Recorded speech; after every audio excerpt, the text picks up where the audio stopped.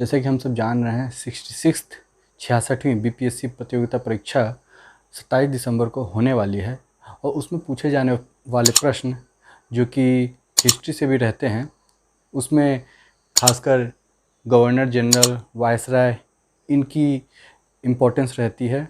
उन सवालों के इम्पोर्टेंस भी रहते हैं। तो उसी से रिलेटेड जो सवाल हैं उनको हम कैसे हल करेंगे, कैसे जवाब देंगे, उसके लिए ये मैंने कुछ चार्ट बनाए हैं।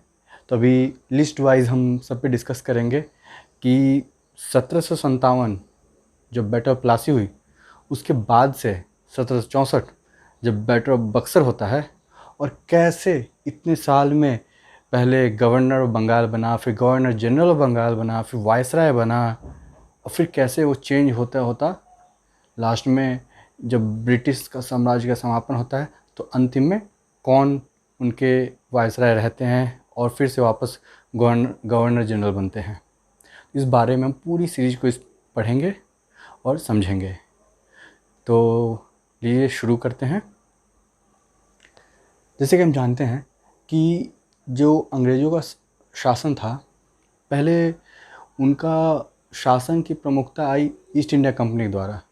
ईस्ट इंडिया कंपनी के एक मुलाजिम थे रॉबर्ट क्लाइव, जिनको उन्होंने बंगाल का गवर्नर नियुक्त किया। लेकिन कब नियुक्त किया, ये बात समझने वाली है। Robert Clive east India company का नेतृत्व करते थे, और जब बैटल ऑफ प्लासी 1757 में हुई तो उस वक्त उन्होंने वो लड़ाई जीती। फिर उसके बाद 1764 में बैटल ऑफ बक्सर हुआ, उसे भी उन्होंने जीता। ये जो दो लड़ाइयाँ थी, इसको जीतने में उनका प्रमुख योगदान था, जिसके फलस्वरूप उनको गवर्नर जनरल ऑफ बंगाल बनाया गया। माफ़ कीजिए, जिसके फलस्वरूप उनको गवर्नर ऑफ बंगाल बनाया गया, जो कि हम देख सकते हैं कि 1757 से 60, फिर 1765 से 67 में उनको गवर्नर ऑफ बंगाल का उपाधि दिया गया है। तो ये दो जो क्रम है वो इसलिए लिया गया है कि 1757 में बैटल ऑफ प्लासी हुई और 1764 में बैटल ऑफ बक्सर हुआ।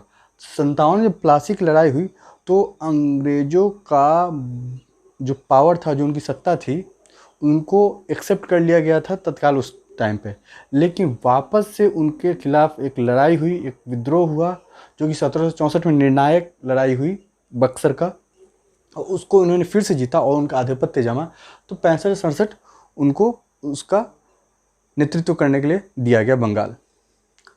तो रॉबर्ट क्लाइव ने कुछ चेंजेस लाए, कुछ पॉइंट्स हैं जिनके जरिए हम समझ सकते हैं कि एग्ज़ाम में जो सवाल पूछे जाते हैं वो उस घटना को उल्लेखित करेंगे, बताएंगे कि ये घटना किसके समय हुई, और तब हमें जवाब देना होता है। ये मैं पूरा कुछ इंग्लिश में लिखा हूँ क्योंकि मैं उन विद्यार्थियों के लिए भी थोड़ा, क्योंकि हिंदी में बीपीएससी का काफ़ी मटेरियल मिल जाएगा, बट इंग्लिश में लिखा थोड़ा नहीं मिलता है। अब मैं बातें हिंदी में ही करूँगा, बट थोड़ा इंग्लिश में लिखे हुए हैं, और राइटिंग थोड़ी मेरी सही नहीं है, तो जैसा भी हो थोड़ा आप एक बार पॉज करके, वीडियो है तो आप देख सकते हैं, जूम करके देखिएगा और आपको समझ में आ जाएगा क्या लिखा हुआ। मैं साथ में वो चीज़ें बोलता भी जाऊँगा।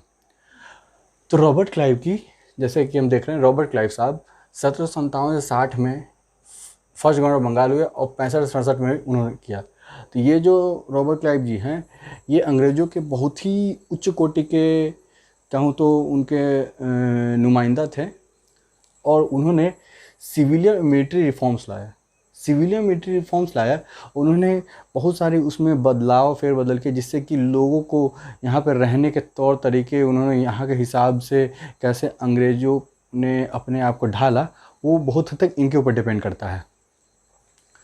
तो देखते हैं फिर दूसरी बार उन्होंने क्या किया कि उन्होंने double allowance to the soldiers, जो कि जाते थे, he ended double allowance to the soldiers only given to those who served outside boundaries of Bengal and Bihar. एक चीज़ किया उन्होंने, सिविल और मिलिट्री रिफॉर्म्स लाया। दूसरा क्या, he ended double allowance to the soldiers and it was only given to those who served outside boundaries of Bengal and Bihar. उस time क्या होता था कि सैनिकों को डबल अलाउंस मिल रहे थे, उससे फ़र्क नहीं पड़ रहा था वो कहाँ पे, बस सारे जो अंग्रेज़ों के सैनिक हैं सबको डबल अलाउंस मिल रहा था, यहाँ भी रह रहे हैं वहाँ भी रह रहे हैं। लेकिन नहीं, उनको बोला गया कि नहीं, यदि आप बंगाल और बिहार में ही हैं और वहीं पे काम कर रहे हैं तो आपको वो पैसे नहीं मिलेंगे। डबल, लेकिन यदि बंगाल और बिहार के बाहर आउटसाइड बाउंड्री में यदि वो रहते हैं तो ही उनको ये डबल अलाउंस मिलेगा। ये उन्होंने किया। अब रॉबर्ट क्लाइव जब चले गए तो उसके बाद जो प्रमुखता से नाम आता है, और उसके बाद बेसिकली जो सीधे गवर्नर जनरल ऑफ बंगाल बनाए गए, और ये गवर्नर जनरल ऑफ बंगाल बना एक रेगुलेटिंग एक्ट के तहत बना। अंग्रेजों का एक रेगुलेटिंग एक्ट है, आया 1773 में, ठीक है। उसके तहत उन्होंने गवर्नर जनरल ऑफ बंगाल बनाना शुरू किया, ठीक है। तो क्या था, अंग्रेजों ने पहले ऐसा किया है, गवर्नर ऑफ बंगाल बनाया है, फिर गवर्नर जनरल ऑफ बंगाल बनाया, फिर गवर्नर जनरल, फिर उन्होंने बंगाल के बाद फिर पूरे भारत का बनाया, फिर वायसराय बनाया, ऐसे ऐसे करके इन्होंने इस पद का नाम बस चेंज करते रहे हैं। फिर पावर अलग अलग उनको देते रहते थे, जैसे उनका कार्य होता था, उनकी उपलब्धियां होती थी। अब आते दूसरे, वैरेन हेस्टिंग। वैरेन हेस्टिंग जिनका कार्यकाल 1773 से 1785, मतलब 1773 से 1785 रहा, ठीक। उनके बारे में कहा जाता है he ended dual government system Bengal, है ना। उन्होंने डुअल गवर्नमेंट सिस्टम बंगाल का अंत किया। He transferred the states treasury from Murshidabad to Calcutta. याद करने वाली बातें हैं। He ended dual government of Bengal, he transferred states treasury from Murshidabad to Calcutta, मतलब कि स्टेट्स ट्रेजरी को उन्होंने मुर्शिदाबाद से कलकत्ता में ट्रांसफ़र किया। फिर इनका एक जो प्रमुखता है वो ये है कि जैसे मैंने बताया पहले कि रेगुलेटिंग एक्ट ऑफ 1773 के तहत इनको गवर्नर जनरल ऑफ बंगाल बनाया गया था, ठीक। और वैरेन हेस्टिंग साहब ने he Asiatic Society of Bengal establish किया था ऑन 15 जनवरी 1784। 15 जनवरी 1784 को एशियाटिक सोसाइटी ऑफ बंगाल उन्होंने इस्टेब्लिश किया था, कहाँ, कलकत्ता में। और वैरेन हेस्टिंग का नाम भी आता है एक और में, रिंग फेंस थ्योरी के लिए। जो रिंग फेंस थ्योरी है वो वेलेस्ली के साथ हेस्टिंग का भी नाम आता है। ये वैरेन हेस्टिंग टाइम के समय हुआ था ring fence theory. Actually Warren Hasting साहब बहुत सारी इन्होंने काम किया अंग्रेज़ों के लिए उनके हिसाब से, और उनको जो कुछ सही लगा वो अपने हिसाब से उन्होंने किया, ठीक। अब उसके बाद आता है इम्पीचमेंट प्रोसीडिंग्स। क्यों, एक सवाल आ सकता है किस अंग्रेज मुलाजिम के खिलाफ इम्पीचमेंट प्रोसीडिंग लगा था, उसमें वैरेन हेस्टिंग का नाम आता है। इम्पीचमेंट मतलब महाभियोग, तो इनके खिलाफ महाभियोग का प्रोसीडिंग चलाया गया था कि इन्होंने कुछ गलत काम किया है, अन्याय किया है, गलत क्रूएल्टी की है। उसी के तहत तो क्या है, impeachment proceedings were initiated on Hastings for injustices and atrocities. तो बेसिकली उन्होंने इनजस्टिस किया, किसके लिए, तो इनजस्टिसेज एंड अट्रॉसिटीज़, इसके लिए उन पे इम्पीचमेंट का प्रोसीडिंग लगा, ठीक। अब उनके बाद आते हैं लॉर्ड कॉर्नवालिस। कॉर्नवालिस साहब का भी नाम बहुत प्रमुखता से आता है क्योंकि इन्होंने कॉर्नवालिस कोड दिया था, जो कि इन्होंने भारत का जो संविधान है उसमें और जो न्याय व्यवस्था है उसको इन्होंने बहुत अच्छे से, बहुत क्या कहूँ मैं, इन्होंने बहुत ही प्रभावित किया। कैसे प्रभावित किया वो देखते हैं। लॉर्ड कॉर्नवालिस साहब का कार्यकाल आता है 1786 1793। तो ये 1700 लॉर्ड कॉर्नवालिस साहब 1786 से 1793 इन्होंने, इनका कार्यकाल था।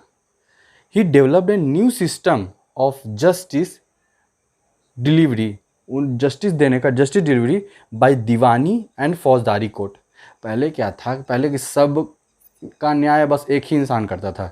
दीवानी मतलब लोकल लैंड वगैरह, आपको क्रिमिनल केसेस वगैरह, वो तो फौजदारी वगैरह उसको कहते हैं। तो वही चीज़ें, तो अब क्या हुआ, इन्होंने अलग कर दिया कि भाई दीवानी और फौजदारी कोर्ट ये अलग होंगे, और ये सिस्टम का जस्टिस देने का इनका ये तरीका था। इन्होंने एक और काम किया, ही द कोर्ट्स वेयर हेडेड, जो ये कोर्ट बनाए इन्होंने दीवानी और फौजदारी के लिए, तो courts were headed by European officials. अब उस कोर्ट में यूरोपियन ऑफिशियल्स होते थे सारे, जो कि न्याय करेंगे, ठीक।